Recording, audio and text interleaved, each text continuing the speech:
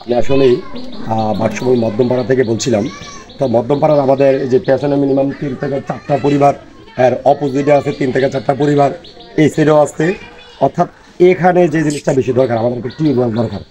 সরকারিভাবে যদি কোনো টিউবওয়েলের কোনো ব্যবস্থা থাকে, যে কোনো বা কোনো সংগঠন থেকে যদি টিউবওয়েলটা আমাদের এখানে সেট আপ করে দেওয়া হয়, একটা টিউবওয়েল মিনিমাম 10 থেকে 15টা পরিবার টিউবওয়েলে পানি পান করতে পারবে। তাদের কোনো এমন ঘর যে ক্লিয়ার করতো, এমন ঘর যে এদিকে তো না, এমন ঘর যে তাদের এখন কোনো মোটর নাই বা বিদ্যুতের কোনো সিস্টেম, তারা পানি তুলতে পারে না। তারা অন্যান্য দূর দূরান্ত থেকে তারা পানি আনতো। তো এখন কিন্তু বন্যার কারণে কিন্তু পানি আর আনতে পারে না, সব জায়গাতে ঝামেলা। তো এখন যদি একটা টিউবওয়েলের ব্যবস্থা এখানে করা হয়, তাহলে আমার মনে হয় সকলের জন্য একটু সুবিধা হয়।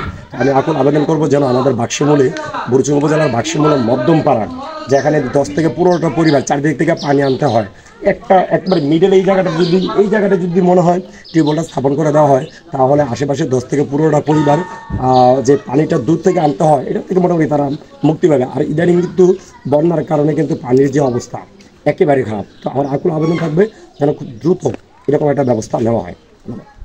ব্যাকগ্রাউন্ডে দেখাচ্ছিলাম যে এখানে যে 3 থেকে 4টা পরিবার, আশেপাশে অনেকগুলো পরিবার আছে।